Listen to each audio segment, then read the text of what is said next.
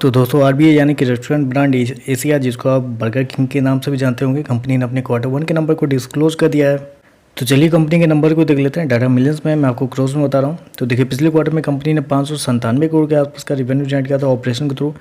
पिछले साल 610 करोड़ के आसपास, जबकि अभी देखें तो बढ़ के 646 करोड़ कंपनी का जो रेवेन्यू है वो आपको जाता हुआ देखने को मिला। तो साल दर साल देखें तो साल दर साल 6% के आसपास की ग्रोथ आपको देखने को मिल रही है कंपनी के रेवेन्यू के अंदर। वहीं अगर क्वार्टर क्वार्टर जाते हैं तो क्वार्टर क्वार्टर कंपनी के रेवेन्यू के अंदर ऑलमोस्ट बोल सकते हैं 8% के आसपास की तेजी है।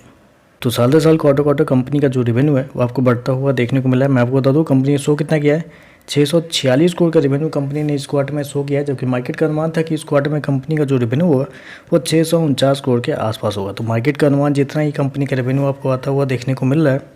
चलिए कंपनी के खर्चे क्या है वो देख लेते हैं। तो देखिए पिछले क्वार्टर में कंपनी 693 करोड़ खर्च की थी, पिछले साल 671 करोड़, जबकि अभी देखें तो कंपनी खर्चे 712 करोड़ के आसपास आपको देखने को मिले। तो कंपनी खर्चे देखें तो कंपनी खर्चे भी मतलब ठीक है, ऑन एन एवरेज आप कर सकते हैं, कंट्रोल में ही देखने को मिल रहा है। चलिए कंपनी का प्रॉफिट क्या है वो देखते हैं।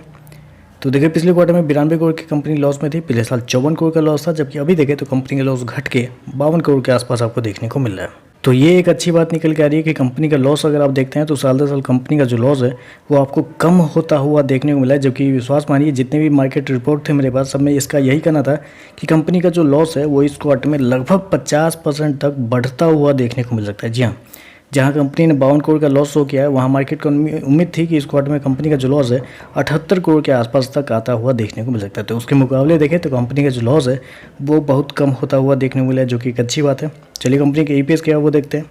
तो देखिए पिछले क्वार्टर में ₹1.72 माइनस का था, पिछले साल ₹1 के आसपास, अभी देखें तो 99 पैसे के आसपास आपको देखने को मिल रहा है। तो ओवरऑल अगर देखा जाए तो मेरे हिसाब से कंपनी का नंबर बेहतर आपको देखने को मिल रहा है। रेवेन्यू के अंदर एक अच्छी खासी तेजी है साल दर साल, क्वार्टर क्वार्टर दोनों, और जितना मार्केट का अनुमान था उसके आसपास ही कंपनी का रेवेन्यू आपको आता हुआ देखने को मिल रहा है। लेकिन प्रॉफिट की बात करें तो जहाँ मार्केट ने इस क्वार्टर में अपने साल दर साल लॉस को कम किया है, वहाँ मार्केट का उम्मीद थी कि साल दर साल कंपनी का लॉस बढ़ता हुआ देखने को मिलता है। मार्केट का अनुमान से देखें तो कंपनी का जो लॉस है वो अभी आपको बेहतर देखने को मिला है। तो ओवरऑल देखें तो नंबर पॉजिटिव साइड पे आपको जाते हुए देखने को मिल रहा है।